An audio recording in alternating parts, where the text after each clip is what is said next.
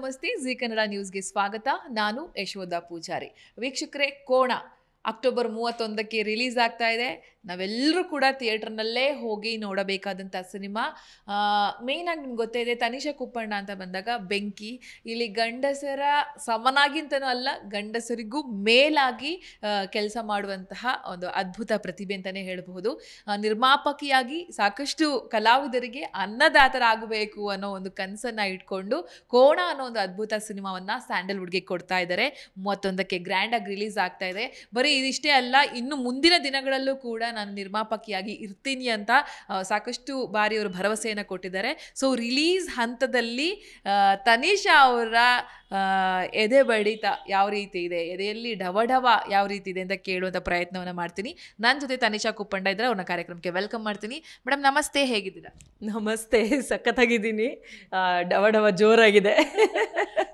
ನಿರ್ಮಾಪಕಿಯಾಗಿ entry ಕೊಟ್ಟು ಸಾಕಷ್ಟು ಜನರಿಗೆ ಕೆಲಸ ಕೊಟ್ಟು ಅಕ್ಟೋಬರ್ 31ಕ್ಕೆ ಸಿನಿಮಾ ರಿಲೀಸ್ ಆಗ್ತಾ ಇದೆ ಕೋಣ. ಮೊದಲ ರಿಯಾಕ್ಷನ್ ಏನಿಲ್ಲ ಅಂದರೆ, ನಮಗೆ ಈ ರಿಯಾಕ್ಷನ್ಗಳನ್ನ ನೋಡಿ ನೋಡಿ ನೋಡಿ ನೋಡಿ ಹೆಂಗಾಗ್ಬಿಟ್ಟಿದೆ ಅಂತಂದರೆ, ಇದೊಂದು ಬೇರೆಯೇ ಪ್ರಪಂಚ ಅನ್ಸೋದಕ್ಕೆ ಶುರುವಾಗ್ಬಿಟ್ಟಿದೆ. ಯಾಕೆ ಅಂತಂದರೆ, ಆರ್ಟಿಸ್ಟ್ಗಳಾಗಿದ್ದಾಗ ನಾವು ಸಿನಿಮಾನ ನೋಡುವಂಥ ರೀತಿ ಬೇರೆ, ಆಡಿಯನ್ಸ್ ಪಾಯಿಂಟ್ ಆಫ್ ವ್ಯೂಯಿಂದ ಸಿನಿಮಾನ ನೋಡೋ ರೀತಿ ಬೇರೆ. ಬಟ್ ಪ್ರೊಡ್ಯೂಸರ್ಸ್ ಪಾಯಿಂಟ್ ಆಫ್ ವ್ಯೂಯಿಂದ ಸಿನಿಮಾ ತುಂಬ ಡಿಫ್ರೆಂಟಾಗಿ ಕಾಣಿಸುತ್ತೆ, ತುಂಬ ಭಾರವಾಗಿ ಕಾಣಿಸುತ್ತೆ, ತುಂಬ ಹೆಕ್ಟಿಕ್ ಅನಿಸುತ್ತೆ, ತುಂಬ ಕನ್ಫ್ಯೂಷನ್ ಅನಿಸುತ್ತೆ. ಯಾರೋ ನಮಗೆ ಯಾವಾಗ ಏನು ಎಲ್ಲಿ ಯಮರ್ಸ್ಬಿಡ್ತಾರೋ ಅನ್ನೋ ಭಯ ಇರುತ್ತೆ. ಅದಾದಮೇಲೆ ಕೆಲವೊಂದು ವಿಷಯಗಳನ್ನು ಇವತ್ತು ಮಾಡ್ತೀನಿ ಅಂತ ಅಂದಿರ್ತಾರೆ, ಮಾಡೋಕ್ಕಾಗಿರಲ್ಲ. ಯಾವ ಕಾರಣಕ್ಕೆ ಮಾಡೋಕ್ಕಾಗಿಲ್ಲ ಅಂತ ತಿಳ್ಕೊಳ್ಳೋದಕ್ಕೇನೆ ನಾವು ಒಂದು ಸರ್ಕಸ್ ಮಾಡಿರ್ತೀವಿ. ಆ್ಯಂಡ್ ಅದಾದಮೇಲೆ ಹೋಗ್ತಾ ಹೋಗ್ತಾ ಹೋಗ್ತಾ ಹೆಂಗಾಗ್ಬಿಟ್ಟಿದ್ದೀವಿ ಅಂತಂದರೆ, ಪ್ರತಿ ಸ್ಟೇಜಲ್ಲೂ ನಾವೇ ನಿಂತು ನಾವೇ ಮಾಡೋದು ಅನ್ನೋ ರೀತಿಯಲ್ಲಿ ನಾವು ಇನ್ವಾಲ್ವ್ಮೆಂಟ್ ತೊಗೊಂಡ್ಬಿಟ್ಟಿದ್ದೀವಿ. Maybe that is definitely helpful. ನಾವೇ ನಿಂತು ಕೆಲವೊಂದು ವಿಷಯಗಳನ್ನ ಮಾಡಿದಾಗ ನಾವು ಆ ಕಲೆಯನ್ನು ಕಲ್ತ್ಕೊಳ್ಳುವಂತಹ ಒಂದು ಅವಕಾಶ. ಅದ್ರ ಜೊತೆಗೆ ನೆಕ್ಸ್ಟ್ ಸಿನಿಮಾಗಳು ಮಾಡಬೇಕಾದ್ರೆ ಈ ಒಂದು ಟ್ಯಾಲೆಂಟ್ನ ನಾವಿಲ್ಲೇನು ಇಂಪ್ಲಿಮೆಂಟ್ ಮಾಡ್ಕೊಂಡಿರ್ತೀವಿ, ಅದು ನಮಗೆ ಮುಂದಿನ ದಿನಗಳಲ್ಲಿ ಹೆಲ್ಪ್ ಆಗುತ್ತೆ ಅಂತ ಭಾವಿಸ್ತಾ ಇದ್ದೀನಿ. ಸೊ ಕೋಣ ಸಿನಿಮಾ ನಮ್ಮ ಕನಸಿನ ಕೂಸು ಇದೆ. ಅಕ್ಟೋಬರ್ 31ನೇ ತಾರೀಕು ರಿಲೀಸ್ ಆಗ್ತಾ ಇದೆ.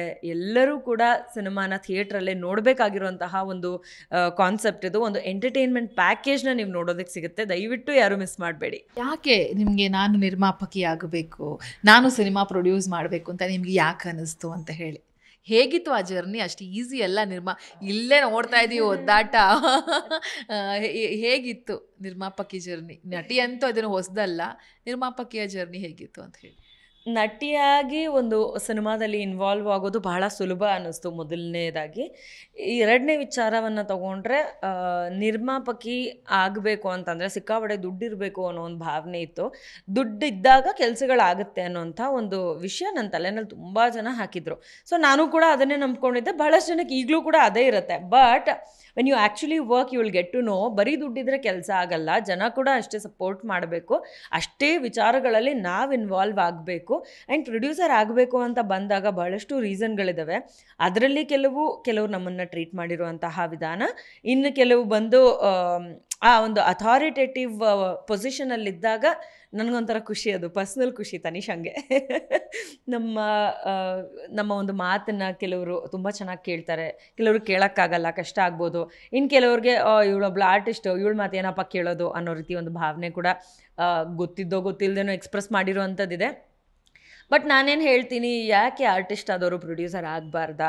ನಿಮ್ಮ ಹೈಯರ್ ಅಥಾರಿಟಿಗೆ ಅವ್ರು ಯಾವತ್ತೂ ಪ್ರಮೋಟ್ ಆಗಬಾರ್ದಾ? ಯಾಕೆ ಆಗಬಾರ್ದು? ಆ್ಯಂಡ್ ಅದರಲ್ಲೂ ಹೆಣ್ಣುಮಕ್ಕಳು ಆ ಒಂದು ಪೊಸಿಷನಲ್ಲಿದ್ದಾಗ ಬಹಳಷ್ಟು ಜನರಿಗೆ ಕೆಲಸ ಮಾಡೋದು ಕಷ್ಟ ಅಂತ ಅನ್ನಿಸ್ಬಹುದು. ಬಟ್ ನನಗೇನು ಅನಿಸುತ್ತೆ, ಇಟ್ ಈಸ್ ಲಿಟ್ರಲಿ ಲೈಕ್ ನಾವು ತುಂಬ ಕಷ್ಟಪಟ್ಟು ಆ ಪೊಸಿಷನ್ಗೆ ಬಂದಿರ್ತೀವಿ. ಸಾಧ್ಯ ಆದರೆ ಸಪೋರ್ಟ್ ಮಾಡಿ, ಇಲ್ಲಾಂದರೆ ಕಾಲಿಳಿಯೋಕ್ಕೆ ಹೋಗ್ಬಿಡಿ. ಅಷ್ಟು ಮಾತ್ರ ಹೇಳೋದಕ್ಕೆ ಇಷ್ಟಪಡ್ತೀನಿ ನಾನು. Producer life is very difficult. And ನನ್ನ ಜೊತೆ ಕೋಮಲ್ ಸರ್ ನಿಂತರೂ ಭಾಳಷ್ಟು ವಿಷಯಗಳಲ್ಲಿ ಇನ್ಫಾರ್ಮೇಷನ್ನ ನಮಗೆ ಕೊಟ್ಟರು, ನಮಗಿದ್ದಂಥ ಕನ್ಫ್ಯೂಷನ್ಗಳನ್ನು ದೂರ ಮಾಡಿದ್ರು. And at the same time ನಮ್ಮ ಪ್ರೊಡ್ಯೂಸರ್ಸ್ ಆದಂತಹ RK ಸರ್ ಆಗಿರ್ಬೋದು, ಕಾರ್ತಿಕ್ ಸರ್ ಆಗಿರ್ಬೋದು, ಯಾವುದೇ ಒಂದು ವಿಷಯಗಳನ್ನು ಎಕ್ಸ್ಪ್ರೆಸ್ ಮಾಡಿದಾಗ ಹೌದು ಇದಿದ್ರೆ ಚೆನ್ನಾಗಿರತ್ತೆ ಅಂತ ಧೈರ್ಯ ತುಂಬಿ, ಅಫ್ಕೋರ್ಸ್ ಇನ್ವೆಸ್ಟ್ಮೆಂಟ್ ಅಂತ ಬಂದಾಗ ಅವರಿಬ್ರೂ ಡೇರಿಂಗಾಗಿ ಓಕೆ ನಾವು ಇದನ್ನು ಮಾಡೋಣ, ಇಷ್ಟಲ್ವಾ ಇಷ್ಟಕ್ಕೆ ಮಾಡೋಣ ಅನ್ನೋ ರೀತಿಯಲ್ಲಿ ಒಂದು ನಮ್ಮಲ್ಲೇ ಒಂದು ವಾದ ವಿವಾದಗಳು ನಡೆಯೋದು, ನಮ್ಮಲ್ಲೇ ಒಂದು ಕನ್ಫ್ಯೂಷನ್ ಕ್ಲಿಯರ್ ಆಗೋದು. ಲೆಕ್ಕಾಚಾರ ಅಲ್ವಾ. ಹೇಗಿದ್ರೂ ಒಂದಷ್ಟು ಡಿಸ್ಕಷನ್ ಮಾಡಿ ನಾವು ಆಬ್ವಿಯಸ್ಲಿ ಬಿಸ್ನೆಸ್ ಆಂಟ್ರಪ್ರಿನರ್ಸ್ ಆಗಿರೋದ್ರಿಂದ ಅವ್ರುಗಳಿಗೆ ಬಿಸ್ನೆಸ್ ತುಂಬ ಚೆನ್ನಾಗಿ ಗೊತ್ತಿತ್ತು ನನಗಿಂತ ಹೆಚ್ಚಾಗಿ. So they kept it so transparent so that we all can understand what business is. So ಇವರಿಬ್ಬರು ಸೇರ್ಕೊಂಡು ನನಗೆ ಬಿಸ್ನೆಸ್ಸನ್ನು ತುಂಬ ಚೆನ್ನಾಗಿ ಕಲಿಸ್ಕೊಟ್ರು ಈ ಒಂದು ವಿಚಾರದಲ್ಲಿ ಅಂತ ಹೇಳ್ಬೋದು.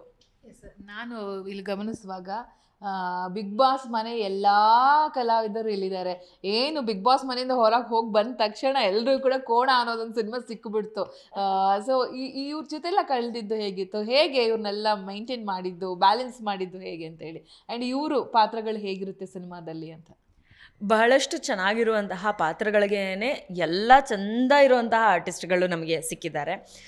ರಿತ್ವಿ ಇನ್ನೊಬ್ಬರು ಹೀರೋಯಿನ್ ಆಗಿ ಕಾಣಿಸ್ಕೊಂಡಿದ್ದಾರೆ. ಆ್ಯಂಡ್ ರಂಜಿತ್ ಹಾಗೆ ನಿರಂಜನ್ ಅನ್ನೋರು ನಮ್ಮ ಚೇರ್ಮನ್ರು ಕೀರ್ತಿರಾಜ್ ಸರ್ ಅವರ ಮಕ್ಕಳಾಗಿ ಕಾಣಿಸ್ಕೊಂಡಿದ್ದಾರೆ. ಆ್ಯಂಡ್ ನಾನು ನಾರಾಯಣ ಅಂದರೆ ನಮ್ಮ ಕೋಮಲ್ ಸರ್ ಅವರ ಪತ್ನಿಯಾಗಿ ಲಕ್ಷ್ಮಿಯಾಗಿ ಕಾಣಿಸ್ಕೊಂಡಿದ್ದೀನಿ. ಆ್ಯಂಡ್ ಆ ಥರ ಬಂದ ತಕ್ಷಣ ಕ್ಯಾಚ್ ಹಾಕೊಂಡಿದ್ದು ಅಂತಂದರೆ ಶಿಶಿರ್ ಅವರು, ರಂಜಿತ್ ಅವರು. ಸೊ ಅವ್ರದಿನ ಅವಾಗ ತಾನೇ ನಡೀತಾ ಇತ್ತು, ಒಂದೇ ವಾರ ಏನೋ ಆಗಿತ್ತು ಅಂತ ಕಾಣಿಸುತ್ತೆ. ಸೊ ಈ ಥರದೊಂದು ಪಾತ್ರ ಇದೆ ಪ್ಲೀಸ್ ಮಾಡು ಅಂತ ಅಂದ್ಬಿಟ್ಟು ಶಿಶಿರ್ ತಲೆ ತಿಂದು ಮಾಡು ಅಂತ ಅಂದ್ಬಿಟ್ಟು ರಂಜಿತ್ಗೆ ಬಲವಂತವಾಗಿ ಒಪ್ಪಿಸಿ ಅಂದರೆ ನನ್ನ ಫ್ರೆಂಡ್ಸೇ ಆಗಿರೋದ್ರಿಂದ ಅದೆಲ್ಲ ಏನು ಮಾಡ್ತಾರೋ ನಂಗೆ ಗೊತ್ತಿಲ್ಲ, ನಂಗೆ ಮಾಡಿ ಅನ್ನೋ ಥರ ನಾನು ಅವರನ್ನು ಎತ್ತಾಕೊಂಡು ಬಂದಿರೋವಂಥದ್ದಿದೆ. ಇನ್ನು ನಮ್ರತಾ ಅವರು ನಾನು ಹೇಳಿದ ತಕ್ಷಣ ಒಪ್ಕೊಂಡ್ರು ಪಾತ್ರಕ್ಕೆ. ಅದಾದಮೇಲೆ ವಿನಯ್ ಅವರಾಗಿರಬಹುದು, ಮತ್ತು ನಮ್ಮ ವಿಜಯ್ ಚಂಡೂರ್ ಅವರು, ರಘು ರಾಮನಕೊಪ್ಪ ಅವರು. ವಿಜಯ್ ಚಂಡೂರ್ ಮತ್ತು ರಘು ರಾಮನಕೊಪ್ಪ, ವಿಜಯ್ ಚಂಡೂರ್ ಜೊತೆನೇ ನಾವು ಮುಂಚೆ ವರ್ಕ್ ಮಾಡಿದ್ದೆ. ಬಟ್ ರಘು ರಾಮನಕೊಪ್ಪ ಎಲ್ಲ ಹೊಸ ಪರಿಚಯ ನನಗೆ, ಅಂದರೆ ನಾವೆಲ್ಲೂ ವರ್ಕ್ ಮಾಡೋದಕ್ಕೆ ನಮ್ಗೆ ಸಿಕ್ಕೇ ಇಲ್ಲ. ಸೊ ಆ ರೀತಿ MK ಮಠ್ ಸರ್ ಆಗಿರ್ಬೋದು, ಸುನಿಲ್ ಅವರಾಗಿರ್ಬೋದು, ಮತ್ತು ಹುಲಿ ಕಾರ್ತಿಕ್, ಜಗಪ್ಪ ಸುಸ್ಸು ಇವರೆಲ್ಲರೂ ಕೂಡ ಟಿ ವಿಯಿಂದ ನನಗೆ ಪರಿಚಯ ಇದ್ದರು. ಸೊ ಎಲ್ಲರೂ ಕೂಡ ಒಂದಲ್ಲ ಒಂದು ಜಾಗದಲ್ಲಿ ನನಗೆ ಪರಿಚಯ ಇದ್ದವ್ರನ್ನ ನಾವು ಇದರಲ್ಲಿ ಇಂಪ್ಲಿಮೆಂಟ್ ಮಾಡ್ಕೊಂಡಿದ್ದೀವಿ. And of course they are all very good actors. So ಪರಿಚಯ ಅನ್ನೋ ಕಾರಣಕ್ಕೆ ಮಾತ್ರ ಹಾಕೊಳ್ಳೋಕ್ಕಾಗಲ್ಲ ನಾವು ಅವ್ರನ್ನ. ನಮಗೆ ಒಂದು ಪೇಮೆಂಟ್ ಅಡ್ಜಸ್ಟ್ ಆಗಬೇಕು, ಅದ್ರ ಜೊತೆಗೆ ಪಾತ್ರಕ್ಕೆ ಸೂಟ್ ಆಗಬೇಕು, ಅಟ್ ದ ಸೇಮ್ ಟೈಮ್ ಆ ಒಂದು ಕಂಫರ್ಟ್ ಝೋನು ಇರಬೇಕು. ಅದು ಹಾಗೆ ಅವರು ಒಳ್ಳೆ ಆ್ಯಕ್ಟರ್ಗಳಾಗಿದ್ದಾಗಲೇ ಆ ಪಾತ್ರಕ್ಕೆ ಆ್ಯಪ್ಟ್ ಅಂತ ಅನ್ಸೋದಕ್ಕೆ ಸಾಧ್ಯ. ಸೊ ಎಲ್ಲರೂ ಬಹಳಷ್ಟು ವಿಚಾರಗಳನ್ನು, ಭಾಳಷ್ಟು ಪ್ರಾಜೆಕ್ಟ್ಗಳನ್ನ ಮಾಡ್ಕೊಂಡು ಬಂದಂಥವ್ರಾಗಿರೋದ್ರಿಂದ ನಮಗೆ ಈ ರೀಟೇಕ್ಸ್ಗಳಾಗಲಿಲ್ಲ, ಸುಲಭವಾಗಿ ಸೀಕ್ವೆನ್ಸ್ಗಳು ನಡೀತು. ಆ್ಯಂಡ್ ಇನ್ನು ಕೆಲವು ವಿಚಾರಗಳಲ್ಲಿ ಇಷ್ಟು ಜನ ಆರ್ಟಿಸ್ಟ್ಗಳನ್ನು ಮೇಂಟೈನ್ ಮಾಡೋದು ಒಂದು ದೊಡ್ಡ ಜವಾಬ್ದಾರಿ ಅಂತ ಹೇಳ್ಬೋದು. So I was that artist coordinator there. Artist coordinator, costume designer, and ಕೆಲವೊಂದು ಸತಿ ಅಸೋಸಿಯೇಟ್ ಡೈರೆಕ್ಟ್ರು, ಇನ್ನು ಕೆಲವೊಂದು ಸತಿ ಯಾವುದೋ ಒಂದು ಕ್ಯಾಶಿಯರು, ಮ್ಯಾನೇಜರು, ಇವೆಲ್ಲ ಪಾತ್ರಗಳನ್ನೂ ನಾನು ಸಖತ್ತಾಗಿ ಮಾಡಿದ್ದೀನಿ ಅಂತ ನಂಗೆ ಗೊತ್ತು. ಈಗ ನೋಡ್ಬೋದು ನೀವು, ಇಲ್ಲೂ ಏನೋ ಒಂದು ಮಾಡ್ತಿರ್ತೀನಿ, ಇನ್ನು ಯಾವುದೋ ಒಂದು ಒಂದು ಏನಂತಂದರೆ ನಮ್ಮ ಸಿನಿಮಾಗೆ ಏನು ಬೇಕು ನಾನು ಒಬ್ರನ್ನ ಕೇಳಿರ್ತೀನಿ, ಅವ್ರು ಮಾಡ್ತಾರೆ ಅಂತ ಕಾಯ್ಕೊಂಡು ಕೂತ್ಕೊಳ್ಳೋಷ್ಟು ಪೇಷನ್ಸ್ ಇಲ್ಲ. ಹೌದಾ, ನನಗೆ ಇಷ್ಟ ಆಗುತ್ತೋ ನಾನು ಅಷ್ಟು ಮಾಡ್ತೀನಿ, ಬಂದು ಜಾಯ್ನ್ ಆಗು, ಇದನ್ನು ನಾ ಹೇಳ್ಬೋದು. ಯಾಕಂದರೆ ನಾನು ಕಂಪ್ಲೀಟಾಗಿ ಯಾರ ಮೇಲೂ ಡಿಪೆಂಡ್ ಆಗೋದಕ್ಕೆ ಇಷ್ಟಪಡಲ್ಲ. ಇಟ್ ಡಸಂಟ್ ಮೀನ್ ದಟ್ ಆ ಒಂದು ಡೈರೆಕ್ಷನ್ ಡಿಪಾರ್ಟ್ಮೆಂಟ್ ಆಗಿರ್ಬೋದು, ಈ ಒಂದು ಕ್ಯಾಮ್ರಾ ಡಿಪಾರ್ಟ್ಮೆಂಟ್ ಆಗಿರ್ಬೋದು, ಯಾವ ಒಂದು ಪ್ರೊಡಕ್ಷನ್ ಮ್ಯಾನೇಜರ್ ಡಿಪಾರ್ಟ್ಮೆಂಟ್ ಆಗಿರ್ಬೋದು, ಅದರಲ್ಲೇನೋ ನಾನು ಅವ್ರು ಜಾಗ ಕಿತ್ಕೋತೀನಿ ಅಂತಲ್ಲ. ನಿನಗೆ ಕೆಲಸ ಆಗಬೇಕು, ನಾನು ಸಹಾಯ ಮಾಡ್ತೀನಿ, ನನಗೆ ಕೆಲಸ ಆಗಬೇಕು, ನನಗೆ ನಾನು ಸಹಾಯ ಮಾಡ್ಕೋತಾ ಇದ್ದೀನಿ. ಆ ಒಂದು ನಿಟ್ಟಿನಿಂದ ನಾನು ಒಂದಷ್ಟು ಜಾಗದಲ್ಲಿ ಇನ್ವಾಲ್ವ್ ಆಗಿರುವಂಥದ್ದಿದೆ. ಟೈಟಲ್ ಕೋಣ ಯಾಕೆ, ಕೋಣದೊಳಗೆ ಅಂಥದ್ದೇನಿದೆ ಅಂತ ಹೇಳಿ. ಯಾಕಂದರೆ ಕೋಣ ಅಂತ ಬಂದಾಗ ಜನರಿಗೆ ಗೊತ್ತಾಗಬೇಕು, ಇಲ್ಲ ಇದರಲ್ಲಿ ಏನೋ ಸಮಥಿಂಗ್ ಇದೆ, ನಾನು ಹೋಗಬೇಕು, ಥಿಯೇಟ್ರಲ್ಲೇ ನೋಡಬೇಕು ಅಂತೇಳಿ. ನಾನೀಗ ಕೋಣ ಬಂದು ನೋಡಬೇಕಂದ್ರೆ ನನಗೆ ಏನೇನು ಸಿಗುತ್ತೆ ಅಂತ ಹೇಳಿ? ನಿಮಗೆ ಕೋಣನ ಮೊದಲನೇದಾಗಿ ನೋಡೋದಕ್ಕೆ ಸಿಗುತ್ತೆ. ಸೊ ಎಷ್ಟೋ ಸಲ ಏನಾಗುತ್ತೆ, ನಾವೇನೋ ಒಂದು ಹೆಸರು ರ್ಯಾಂಡಮಾಗಿ ಇಟ್ಕೊಂಡಿರ್ತೀವಿ, ಆದರೂ ಒಳಗಡೆ ಆ್ಯಕ್ಚುಲಿ ನಮ್ಗೆ ಅದನ್ನು ನೋಡೋದಕ್ಕೆ ಸಿಕ್ಕಿರಲ್ಲ ಅನ್ನೋ ಥರದ್ದು ಒಂದಷ್ಟು ಸತಿ ಎಕ್ಸ್ಪೀರಿಯನ್ಸಸ್ ಆಗಿರುತ್ತೆ. ಆ್ಯಂಡ್ ಇಟ್ಸ್ ನಾಟ್ ನೆಸಸರಿ ನಾವು ಹೆಸರಿಟ್ಟು ಮಾತ್ರಕ್ಕೆ ಅದು ಇರಬೇಕು ಅಂತ ಏನಿಲ್ಲ. ಬಟ್ ಕೋಣ ಅಂತ ನಾವು ಹೆಸರಿಟ್ಟಿರೋದ್ರಿಂದ ಕೋಣ ಇದೆ ಸಿನಿಮಾದಲ್ಲಿ, ಮೊದಲನೇದಾಗಿರುವಂತಹ ಪ್ಲಸ್ ಪಾಯಿಂಟು. ಇನ್ನೊಂದು, ಕೋಣ ತುಂಬ ಚೆನ್ನಾಗಿ ಆ್ಯಕ್ಟ್ ಮಾಡಿದೆ. ಸೊ ನಮ್ಗಳಿಗೆಲ್ಲ ಹೆಂಗೆ ಅಂತಂದರೆ, ಯಾರೊಬ್ಬರು ಹೇಳ್ತಾರೆ, ಇನ್ನೊಬ್ರು ಡೈಲಾಗ್ ಕೊಡ್ತಾರೆ, ನಾವು ನಮ್ಮ ಬ್ರೈನ್ ಯೂಸ್ ಮಾಡಿಬಿಟ್ಟು ನಮ್ಮ ಬಾಯಿಂದ ಏನೋ ಒಂದು ಡೈಲಾಗ್ ಹೇಳ್ತೀವಿ, ಎಕ್ಸ್ಪ್ರೆಸ್ ಮಾಡ್ತೀವಿ. We are artists. ಸೊ ನಮ್ಗೆ ಅರ್ಥ ಆಗುತ್ತೆ, ನಮಗೆ ಮಾತಾಡೋಕ್ಕೆ ಬರುತ್ತೆ. ಬಟ್ ನಮ್ಮ ಕೋಣಗೆ ಮಾತಾಡೋಕ್ಕೆ ಬರಲ್ಲ. ಅದು ಏನು ಅರ್ಥ ಮಾಡ್ಕೊಂತಂದು ಗೊತ್ತಿಲ್ಲ. ನಮ್ಗೆ ಯಾವ್ಯಾವ ಸಿಚುವೇಷನಲ್ಲಿ ಏನೇನು ಆ್ಯಕ್ಟಿಂಗ್ ಬರಬೇಕಿತ್ತೋ, ಯಾವ್ಯಾವ ಎಕ್ಸ್ಪ್ರೆಷನ್ ಬೇಕಿತ್ತೋ ಎಲ್ಲ ಕರೆಕ್ಟಾಗಿ ಮಾಡಿದೆ ಅದು. It is A beautiful actor. ನಾನು ಅವಾಗ ಹೇಳ್ತಿರ್ತೇನೆ ಎಷ್ಟು ಬೇಡ ಆ್ಯಕ್ಟರ್ ಅಂತ. ಅಂದರೆ ನಾವೆಲ್ಲ ಏನೋ ಒಂದು ಕಾಂಪ್ರಮೈಸ್ ಮಾಡ್ಕೋಬೋದು, ನಾವೇನೋ ಒಂದು ಹೇಳ್ಬೋದು, ನಾವೇನೋ ಒಂದು ಅರ್ಥ ಮಾಡ್ಕೋಬೋದು. ಅದಕ್ಕೆ ಹಂಗಾಗಲ್ವಲ್ಲ. ಮಿನಿಮಮ್ ಅದಕ್ಕೆ ಮಾಡಬೇಕಾಗಿರೋದನ್ನ ಮಾಡಲೇಬೇಕು ಅನ್ನೋ ರೀತಿನಲ್ಲಿರುತ್ತೆ. ಸುಮ್ಮನೆ ಹಂಗೆ ಹೇಳ್ತಿರ್ತೀನಿ ಅವಾಗ ಎಷ್ಟು ಬೇಡ ಆರ್ಟಿಸ್ಟು ಅಂತ ಅಂದ್ಬಿಟ್ಟು, ಬಿಕಾಸ್ ಅದು ಆ್ಯಕ್ಟ್ ಮಾಡಿದಲ್ಲ ಚಂದವಾಗಿ, ಅದಕ್ಕೆ ನಾನು ಹಂಗೆ ಹೇಳ್ತಿರ್ತೀನಿ. ಅದು ಬಿಟ್ಟರೆ ಸಿನಿಮಾದಲ್ಲಿ ಕಂಪ್ಲೀಟ್ ಒಂದು ಎಂಟರ್ಟೈನ್ಮೆಂಟ್ ಪ್ಯಾಕೇಜ್ ಅಂತ ಹೇಳ್ಬೋದು. ನಾವು ಸಿನಿಮಾ ನೋಡೋದೇನೆ ನಮ್ಮ ಒಂದು 2 hours ಚೆನ್ನಾಗಿ ಕಳೀಲಿ, ನಮ್ಮ ಒಂದು ಎಂಟರ್ಟೈನ್ಮೆಂಟನ್ನು ನಾವು ತಗೊಂಡು ಜೀರ್ಣ ಮಾಡ್ಕೊಳಂಗೆ ಆಗಬೇಕು ಅಂತ. ಅದ್ರ ಜೊತೆಗೆ ಕೋಮಲ್ ಸರ್ ಇರೋದ್ರಿಂದ ಕಾಮಿಡಿ ಅಂತೂ ಆರಾಮಾಗಿ ನೀವು ಜೀರ್ಣ ಮಾಡ್ಕೊಳ್ಳೋಷ್ಟಿರುತ್ತೆ. ಅದ್ರ ಜೊತೆಗೆ ಥ್ರಿಲ್ಲಿಂಗ್ ಆಗಿರುವಂತಹ ಕಾನ್ಸೆಪ್ಟ್ಗಳು ಒಂದಷ್ಟು ವಿಷಯಗಳು ಬರುತ್ತೆ, ನಿಮ್ಗದು ಸೀಟ್ ಎಡ್ಜಲ್ಲಿ ಕೂರಿಸುತ್ತೆ. ಅದಲ್ಲದೆ ನಿಮಗೇನು ಬೇಕೋ ನೀವು ಕೇಳೋವಂಥದ್ದು ಎಮೋಷನ್ಸ್ ಆಗಿರ್ಬೋದು, ಸಾಂಗ್ಸ್ ಆಗಿರ್ಬೋದು, ಅದಾದಮೇಲೆ ಕೆಲವೊಂದು ಸೆಂಟಿಮೆಂಟ್ ಆಗಿರ್ಬೋದು, ಈ ಎಲ್ಲವೂ ಕೂಡ ಒಂದಲ್ಲ ಒಂದು ಜಾಗದಲ್ಲಿ ನಿಮ್ಮನ್ನು ಇಂಪ್ರೆಸ್ ಮಾಡುತ್ತೆ. ಆ್ಯಂಡ್ ನೀವು ಆ ಒಂದು ಸಿಚುವೇಶನ್ಗಾಗಿರ್ಬೋದು ಅಥವಾ ವ್ಯಕ್ತಿಗಳಿಗಾಗಿರ್ಬೋದು, ನಾವೇ ಅಲ್ವಾ, ನಮ್ಮ ಪಕ್ಕದ ಮನೆಯವರಲ್ವಾ, ನಮ್ಮ ಆಂಟಿ ಅಲ್ವಾ, ನಮ್ಮ ಅಂಕಲ್ ಅಲ್ವಾ ಅನ್ನೋ ರೀತಿಯಲ್ಲಿ ಒಂದು ಕನೆಕ್ಟಿವಿಟಿನ ಕ್ರಿಯೇಟ್ ಮಾಡುತ್ತೆ. Overall it is a beautiful entertainment film. ನೀವು ಎಂಜಾಯ್ ಮಾಡುವಂತಹ ಒಂದು ಸಿನಿಮಾ ನಮ್ಮ ಕೋಣ. ಸೊ ಎಕ್ಸಾಕ್ಟ್ ನಂಬರ್ ಹೇಳೋದಕ್ಕಾಗಲ್ಲ, but it has almost reached 5. ನಾವು 5 ಅಂದರೆ 5 ರೂಪೀಸ್ ಅಲ್ಲ, 5 ಕೋಟಿ.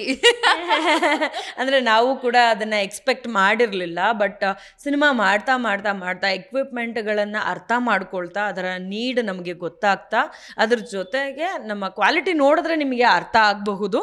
ನಾವು ಅದೇನು ಎಕ್ಸ್ಪೆನ್ಸಸ್ ಅಂತ ನಾವು ಅಂದ್ಕೊಳ್ಳೋಕೆ ಸಾಧ್ಯ ಇಲ್ಲ, ಇದಕ್ಕೆ ಅದನ್ನ ನೆಸೆಸಿಟಿ ಇದೆ. ಸೊ ಹಾಗಾಗಿ ಅದನ್ನು ಮಾಡಿದ್ದೀವಿ ಅನ್ನೋದು ನಮ್ಮ ಟ್ರೈಲರಲ್ಲಿ ಅಥವಾ ಸಾಂಗಲ್ಲೇ ನಿಮಗೆ ಅದನ್ನು ನೋಡೋದಕ್ಕೆ ಸಿಗಬಹುದು.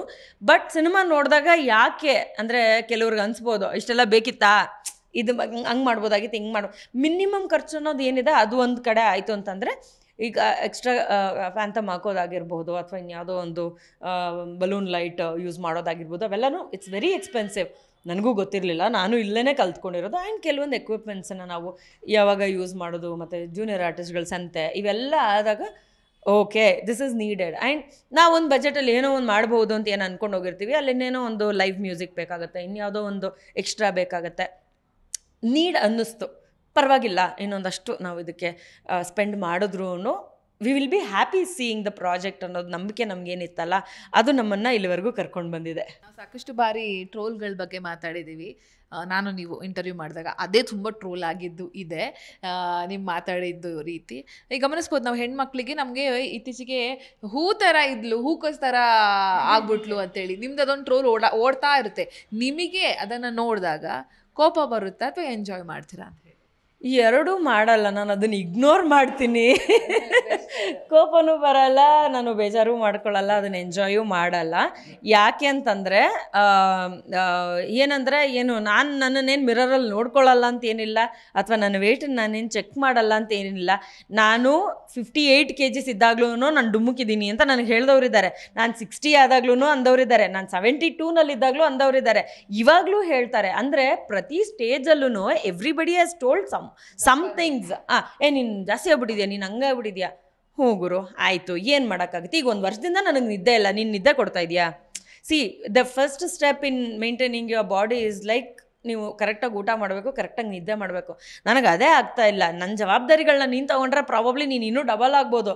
ನನಗೆ ಮೇ ಬಿ ಇದರಲ್ಲಿ ಒಂದು ಸ್ವಲ್ಪ ನಾಲೆಜ್ ಇರೋದ್ರಿಂದ ನಾನು ಇನ್ನೂ ಇಷ್ಟರಲ್ಲೇ ಇದ್ದೀನಿ. ಆ್ಯಂಡ್ ಪ್ರತಿ ಸಲ ನಮ್ಗೆ ಏಜ್ ಆಗ್ತಾ ಆಗ್ತಾ ಆಗ್ತಾ ಹಳೆ ವರ್ಷನ್ ನಮ್ಮದು ಸಖತ್ತಾಗಿದೆ ಅಂತಲೇ ನಮಗನ್ಸೋದು. ಈಗ ನಾನು ಯಾವಾಗ ದಪ್ಪ ಇದ್ದೆ ಅಂತ ನಾನು ಏನು ಸಿವಿಯರ್ ಡಯಟ್ ಮಾಡಿದ್ದಿದೆಯಲ್ಲ, ಅಯ್ಯೋ ಅಷ್ಟಾಗ್ಬಿಟ್ರೆ ಸಾಕಪ್ಪ ಅಂತ ನಮ್ಗೆ ಅನಿಸೋಂತಹ ದಿನಗಳಿದ್ದಾವೆ. ಬಟ್ ನಾವು ಎಷ್ಟೋ ಸಲ 1:30ಗೆ ಊಟ ಮಾಡ್ತೀವಿ, ಮಧ್ಯರಾತ್ರಿ 2 ಗಂಟೆಗೆ ಊಟ ಮಾಡ್ತೀವಿ, ಕೆಲವೊಂದು ಸಲ ಊಟನೇ ಮಾಡೋಕ್ಕಾಗಲ್ಲ. ಬೆಳಗ್ಗೆ ಎದ್ದು ಇನ್ನೆಲ್ಲೋ ಹೋಗಿರ್ತೀವಿ. ನಾನು ಬ್ರೇಕ್ಫಾಸ್ಟ್ 1 ಗಂಟೆಗೆ ಮಾಡಿರ್ತೀನಿ, ಮಧ್ಯಾಹ್ನ 12:30ಗೆ ಮಾಡಿರ್ತೀನಿ. ನಾನು ಇಂಟರ್ಮಿಟೆಂಟ್ ಫಾಸ್ಟಿಂಗ್ ಅಂತ 12:30ಗೆ ಬ್ರೇಕ್ಫಾಸ್ಟ್ ಮಾಡಿದಂಥ ದಿನಗಳಿದ್ದಾವೆ. ಬಟ್ ಆವಾಗ ಲೈಫ್ ಸ್ಟೈಲ್ ಈಸಿ ಇತ್ತು. ಬಟ್ ಇವಾಗ ಹಂಗಿಲ್ಲ. ನಮ್ಮ ಜವಾಬ್ದಾರಿಗಳನ್ನ ನೀವು ತೊಗೊಂಡು ನೋಡಿದಾಗ ಇದನ್ನು ನಾನೇನು ರೀಸನ್ ಅಂತ ಕೊಡ್ತಾ ಇಲ್ಲ. ಎಕ್ಸಸೈಸ್ ಮಾಡಬೇಕು, ಡಯಟ್ ಮಾಡಬೇಕು, ಹೆಲ್ದಿಯಾಗಿರಬೇಕು, ಅದು ಎಲ್ರಿಗೂ ನೆಸೆಸಿಟಿ ನೀಡೇನೆ. ಬಟ್ ನನಗೂ ಗೊತ್ತು, ಅದು ನೀವು ಹೇಳಿ ನನಗೆ ಗೊತ್ತಾಗಬೇಕಾಗಿಲ್ಲ. But it is okay. I am not saying ನಾವು ಈ ಥರ ಇರೋದು ಒಳ್ಳೆಯದು ಅಂತ. ಈ ಥರ ಇದ್ರೆ ತಪ್ಪೇನು ಅಂತ ಕೇಳ್ತಾ ಇದ್ದೀನಿ ಅಷ್ಟೇ. ಈಗ ನೀವು ಹೇಳ್ತೀರಾ, ನೀವೆಷ್ಟು 6 ಪ್ಯಾಕ್ ಆ್ಯಬ್ಸ್ ಮಾಡಿಬಿಟ್ಟು ಶೋ ಮಾಡ್ತಿದ್ದೀರಾ? ನೀವು ಕಮೆಂಟ್ ಮಾಡೋರಾಗಿರ್ಬೋದು, ಟ್ರಾಲ್ ಮಾಡೋರಾಗಿರ್ಬೋದು, ಯಾರೇ ಆಗಲಿ, ಏನೋ ಒಂದು ಇನ್ನೊಬ್ರನ್ನ ನೀವು ನಿಂದಿಸ್ತೀರಾ ಬಿಟ್ಟರೆ ನೀವೇನು ಸಾಧನೆ ಮಾಡಿ ತೋರಿಸಿಲ್ಲ. ನೀವು ಅಷ್ಟು ಕೆಪಾಸಿಟಿ ಇರೋರಾದರೆ ಯಾವುದೋ ಮಿಸ್ ಇಂಡಿಯಾಗೆ ಬಂದ್ಬಿಟ್ಟು ಹೇಳಿ. ಇನ್ನು ಕೆಲವರು ಯಾರು ಏನಂತಾರೆ ಎಲ್ಲ ಡ್ರೆಸ್ನು ಸಖತ್ತಾಗಿ ಕ್ಯಾರಿ ಮಾಡ್ತೀನ ಅಂತ ಅಂತಾರೆ. ಯಾವುದೋ ಒಂದು ಚೂಡಿದಾರ್ ಹಾಕೊಂಡಿರೋ ದಿವಸ ನಿಮಗೆ ಡಿಸೈನರ್ ಅವಶ್ಯಕತೆ ಇದೆ ಅಂತ ಮೆಸೇಜ್ ಹಾಕ್ತಾರೆ. ಹೌದು ಗುರು, ನಾನು ಯಾವುದೋ ಒಂದು ಟೆಂಪಲ್ಗೆ ಹೋಗ್ಬೇಕಾದ್ರೆ ನಾನು ಸಿಂಪಲಾಗಿ ಒಂದು ಚೂಡಿದಾರ್ ರೆಡಿಮೇಡ್ ಹಾಕೊಂಡು ಹೋಗೋದಕ್ಕೆ ಇಷ್ಟಪಡ್ತೀನಿ. ನಿನಗೇನೋ ನಾನು ಅದನ್ನು ದುಡ್ಡು ಕೊಡ್ತಾನೆ ತೊಗೊಂಡಿದ್ದೀನಿ, ನಿನಗೇನು problem? So people will comment no matter what you do. And ಸಣ್ಣ ಇದ್ರೇ ಮನುಷ್ಯ ಹೆಲ್ದಿ ಅಂತ ಹೇಳೋಕ್ಕಾಗಲ್ಲ. ಒಂದು ರೌಂಡ್ ದಪ್ಪ ಆಗಿದ ತಕ್ಷಣ ಅವ್ರು ಅನ್ಹೆಲ್ದಿ ಆಗಿಬಿಟ್ಟಿದ್ದಾರೆ ಅಂತ ಹೇಳೋಕ್ಕಾಗಲ್ಲ. ನಾನು ಹೆಲ್ತ್ ವೈಸಲ್ಲಿ ನನಗಿರೋ ತಲೆನೋವಲ್ಲಿ ನಾನು ಇಷ್ಟು ಮೇಂಟೈನ್ ಮಾಡಿರೋದು ನನಗೆ ತುಂಬ ದೊಡ್ಡ ವಿಷಯ. ಅದು ಬೇರೆಯವ್ರಿಗೆ ನಾನು ಎಕ್ಸ್ಪ್ಲೇನ್ ಮಾಡೋಕ್ಕೂ ಇಷ್ಟಪಡಲ್ಲ, ಅರ್ಥ ಮಾಡ್ಸೋಕ್ಕೂ ಇಷ್ಟಪಡಲ್ಲ, ಏನೂ ಇಷ್ಟಪಡಲ್ಲ. ನನಗೆ ಸಾಧ್ಯ ಆದಾಗ ನಾನು ಖಂಡಿತವಾಗ್ಲೂ ಎಕ್ಸಸೈಸ್ ಮಾಡೋಂಥ ಪ್ರಯತ್ನ ಮಾಡ್ತಾ ಇದ್ದೀನಿ. ನನಗೆ ಸಾಧ್ಯ ಆದಷ್ಟು ಜಂಕ್ ಫುಡ್ ತಿಂದೇ ಇರೋದಕ್ಕೆ ಟ್ರೈ ಮಾಡ್ತಾ ಇದ್ದೀನಿ. ಆ್ಯಂಡ್ ಇವಾಗ ನಾನು ನಾನ್ ವೆಜ್ ಕೂಡ ಬಿಟ್ಟಿದ್ದೀನಿ. ತುಂಬ ಜನ ಹೇಳ್ತಾರೆ ನಾನ್ ವೆಜ್ ತಿನ್ನೋದ್ರಿಂದ ನೀನು ದಪ್ಪ ಆಗ್ತಿದೆಯಾ ಹಂಗೆ ಹಿಂಗೆ ಅಂತ. ಈಗ ನಾನು ಒಂದು ತಿಂಗಳಿಂದ ಬಿಟ್ಟಿದ್ದೀನಿ, ಯಾವ ಅರ್ಧ kg ಏನು ಡಿಫ್ರೆನ್ಸ್ ಆಗಿಲ್ಲ. So it is not that what ಏನಂತಾರೆ ನಾನ್ ವೆಜ್ ತಿನ್ನೋದ್ರಿಂದ ಮಾತ್ರ ದಪ್ಪ ಆಗ್ತದಾರೆ ಅನ್ನೋದು ಆ್ಯಕ್ಚುಲಿ ಸುಳ್ಳಾಗುತ್ತೆ. ನನಗಿದು ಎಕ್ಸ್ಪೀರಿಯನ್ಸ್ ಫಸ್ಟ್ ಟೈಮ್, ಯಾಕಂದರೆ ಇದೇ ಮೊದಲನೇ ಸಲ ನಾನು 1 ತಿಂಗಳು ಮೇಲೆ ನಾನ್ ವೆಜ್ ತಿನ್ನೋದನ್ನು ಬಿಟ್ಟಿರೋದು. ಓಕೆ, ನಾನು ಸಿನಿಮಾಗೋಸ್ಕರ ಪ್ರೇ ಮಾಡ್ಕೊಂಡಿದ್ದೀನಿ. ಸೊ ಹಾಗಾಗಿ ಚಾಮುಂಡಿ ಬೆಟ್ಟಕ್ಕೆ ಹೋಗಿದ್ದಾಗ ನಾನು ತಿನ್ನಲ್ಲ ಅಂತ ಪ್ರೇ ಮಾಡ್ಕೊಂಡೆ. ಸಿನಿಮಾ ರಿಲೀಸ್ ಆಗೋವರೆಗೂ ನಾನು ಮುಟ್ಟಲ್ಲ ತಿನ್ನಲ್ಲ ಅಂತ ಅಂದ್ಬಿಟ್ಟು ದೇವ್ರ ಹತ್ರ ಕೇಳ್ಕೊಂಬಂದೆ. ಎಲ್ಲ ಒಂದು ನಂಬಿಕೆ. ನಾವು ದೇವ್ರು ನಮ್ಮ ಕೈ ಹಿಡಿತಾ ಇದ್ದಾರೆ, ಅವ್ರು ನಮ್ಮನ್ನು ಕೈ ಹಿಡ್ಕೊಂಡು ನಡ್ಸ್ಕೊಂಡು ಹೋಗ್ತಾ ಇದ್ದಾರೆ. ಹಾಗಿರ್ಬೇಕಾದ್ರೆ ಇಷ್ಟು ಮಾತ್ರ ನಾನು ಮಾಡೋಕ್ಕಾಗಲ್ವ ಅಂತ ಅಂದರೆ ಇನ್ನೂ ಒಂದು ವಿಷಯ ಏನಪ್ಪ ಅಂತಂದರೆ, ದೇವ್ರ ಮೇಲೆ ನಂಬಿಕೆ ಇರೋದು ಒಂದು ಕಡೆ ಆಯಿತು ಅಂತಂದರೆ, ಇನ್ನೊಂದು ಕಡೆ ನಮ್ಮ ಒಂದು ದಿಟ್ಟ ನಿರ್ಧಾರವನ್ನು ನಾವು ತೊಗೊಳ್ಬೇಕಾದ್ರೆ ನಮ್ಗೆ ತುಂಬ ಆಗಿರೋದನ್ನು ನಾವು ಒಂದ್ಸತಿ ಬಿಡಬೇಕಾಗತ್ತೆ ಅಂತಾರೆ. ಸೊ ಇದನ್ನು ಯಾವಾಗೋ ಒಂದ್ಸತಿ ಶರಣ್ ಸರ್ ಹೇಳಿದರು. ಸೊ ಅದನ್ನು ನಾನು ತಲೆಯಲ್ಲಿ ಇಟ್ಕೊಂಡು ಓಕೆ ಇದು ಯಾಕೆ ಬಿಡೋಕ್ಕಾಗಲ್ಲ ನನಗೆ, ನೋಡ್ಬಿಡೋಣ ಅಂತ ಅಂದ್ಬಿಟ್ಟು ಬಿಟ್ಟೆ. ವೆಯ್ಟ್ ಡಿಫರೆನ್ಸ್ ಆಗುತ್ತೆ ಅನ್ನೋದೆಲ್ಲ ಸುಳ್ಳು. ನಾನು ಈ ಜಂಕ್ ಬಿಡೋದ್ರಿಂದ ಅಥವಾ ಎಕ್ಸಸೈಸ್ ಮಾಡೋದ್ರಿಂದ ಏನೋ ಒಂದು ಬಾಡಿ ಟೋನ್ ಆಗ್ತಾಯಿದೆ, ಎಫೆಕ್ಟ್ ಆಗ್ತಾಯಿದೆ, ನನಗೆ ಹೆಲ್ಪ್ ಆಗ್ತಾಯಿದೆ, ಅದು ಸತ್ಯನೇ. ಮತ್ತು 10 kg ಜಾಸ್ತಿ ಆಗೋದನ್ನು ಟೈಮ್ ಕಡಿಮೆ ತೊಗೊಳುತ್ತೆ. ಬಟ್ 1 kg ಕಡಿಮೆ ಆಗೋದಕ್ಕೂ ಅಷ್ಟೇ ಟೈಮ್ ತೊಗೊಳುತ್ತೆ. ಅದು ನನಗೆ ಈ ಮುಂಚೆನೂ ಗೊತ್ತು, ಇವಾಗಲೂ ಗೊತ್ತು. ಕೆಲವೊಂದು ಸಲ ಏನಾಗುತ್ತೆ, ತುಂಬ ಏನೂ ತಿಂದೇ ಇದ್ದಾಗ ಸಣ್ಣ ಆಗ್ಬಿಟ್ಟಿರ್ತೀವಲ್ಲ, ನಾರ್ಮಲ್ ಹೋಮ್ ಫುಡ್ ತಿಂದಾಗ್ಲೂ ನಾವು ಇನ್ಕ್ರೀಸ್ ಆಗ್ತೀವಿ. That's okay man, accept the way you are. But that doesn't mean ನೀವು ವರ್ಕೌಟ್ ಮಾಡಬೇಡಿ, ಸಿಕ್ಕಿದ್ದೆಲ್ಲ ತಿನ್ನಿ ಅಂತೆಲ್ಲ ಏನು ಹೇಳಲ್ಲ. ನಾರ್ಮಲಾಗಿ ಹೋಮ್ ಫುಡ್ ತಿನ್ನೋದಕ್ಕೆ ಆ್ಯಕ್ಚುಲಿ ಇವಾಗ ಇನ್ನೂ ಜಾಸ್ತಿ ಹೋಮ್ ಫುಡ್ ತಿನ್ನೋದಕ್ಕೆ ಸ್ಟಾರ್ಟ್ ಮಾಡಿದ್ದೀನಿ. ಮೊದಲೆಲ್ಲ ಸೀರಿಯಲೆಲ್ಲ ಇರಬೇಕಾದ್ರೆ ನಾನೇ ಕುಕ್ ಮಾಡ್ಕೊಂಡು ತೊಗೊಂಡು ಹೋಗ್ತಾಯಿದ್ದೆ. ಇವಾಗ ಟೈಮಿಂಗ್ ಏರ್ಪೇರ್ ಆಗಿರೋದ್ರಿಂದ, ನಿದ್ದೆಗಳು ಕರೆಕ್ಟಾಗಿ ಆಗದೆ ಇರೋದ್ರಿಂದ, ಒಂದು ದಿವಸ ಇಲ್ಲಿ ಮೀಟಿಂಗಲ್ಲಿ ಇರ್ತೀವಿ, ಇನ್ನೊಂದು ದಿವಸ ಅಲ್ಲೆಲ್ಲೋ ಇರ್ತೀವಿ, ಊಟನೇ ಕರೆಕ್ಟಾಗಿ ಮಾಡಿರಲ್ಲ. ಒಂದು ದಿವಸ ಯಾವತ್ತೋ ಒಂದು ದಿವಸ ಫುಲ್ ಮೀಲ್ಸ್ ತಿನ್ಬಿಟ್ಟಿರ್ತೀನಿ, ಈ ಥರದ್ದಾಗತ್ತೆ. ಸೊ ಏರ್ಪೇರ್ಗಳು ತುಂಬ ಇದ್ದಾವೆ. ಅದನ್ನು ನನ್ನ ಸ್ಕೆಡ್ಯೂಲಿಗೆ ತಕ್ಕಂಗೆ ಚೇಂಜ್ ಆಗ್ತಾ ಇರುತ್ತೆ. I think may be cinema release ಟೈಮಿಗೆ ಅಥವಾ ರಿಲೀಸ್ ಆದಮೇಲೆ ನಾನು ಇನ್ನೂ ಒಂದು ಬೆಟರ್ ವರ್ಷನಲ್ಲಿ, ನಾನು ಯಾವಾಗಲೂ ನನ್ನ ನೆನ್ನೆಯ ತನಿಷಾಗಿಂತ ಇವತ್ತಿನ ತನಿಷಾ ಬೆಟ್ರಾಗಿರ್ಬೇಕಂತ ಅಷ್ಟೇ ಆಸೆ ಪಡೋದು. So I am doing better, I am happy. ನಿಮ್ಮ ಮತ್ತೆ ವರ್ತೂರ್ ಸಂತೋಷ್ ಅವರ ಸ್ನೇಹ ಹೇಗಿದೆ ಅಂತ? ಯಾಕೋ ಮೊನ್ನೆ ಗುರುರಾಗಿ ಅವ್ರು ಮಾಡಿಲ್ವಾ, ಅವ್ರದ್ದು ಅಂಗಡಿ, ನಾನೇನು ಹೆಲ್ಪ್ ಮಾಡಿಲ್ಲ ಅನ್ನೋ ಥರದ್ದೆಲ್ಲ ಒಂದು ವಿಡಿಯೋ ಮಾಡಿ ಹಾಕಿದ್ರು. ಯಾಕದು ಅಂತ ಹೇಳಿ ಅಂದರೆ ಕೇಳೋರು ಅಷ್ಟು ಕೆಡ್ದಾಗ ಕೇಳಿರ್ತಾರೆ ಅಂತ ಅರ್ಥ. ವಿಷಯ ಇಷ್ಟೇ. ಈಗ ಅವರು ನನ್ನ ಸ್ನೇಹಿತರು ಅಥವಾ ನಾನು ಅವರ ಸ್ನೇಹಿತರು ಅನ್ನೋದನ್ನು ನಾನು ಹೇಳಿದ್ದೀನಿ, ಅವರೂ ಹೇಳಿದ್ದಾರೆ. We are very clear. ನನಗೂ ಯಾವುದೇ ರೀತಿಯಾದ ಉದ್ದೇಶ ಇಲ್ಲ, ಅವ್ರಿಗೂ ಯಾವುದೇ ರೀತಿಯಾದ ಉದ್ದೇಶ ಇಲ್ಲ. ರಿಲೇಷನ್ಶಿಪ್ ಬಗ್ಗೆ ವಿ ಆರ್ ವೆರಿ ಕ್ಲಿಯರ್. ನಮಗೆ ಸ್ನೇಹ ಬೇಕು, ನಾವು ಸ್ನೇಹದಲ್ಲಿದ್ದೀವಿ. ಇದನ್ನ ಡೇ 1ಇಂದ ನಾವು ಹೇಳ್ಕೊಂಬಂದಿದ್ದೀವಿ, ಇಬ್ಬರು ಕ್ಲಿಯರ್ ಇದ್ದೀವಿ.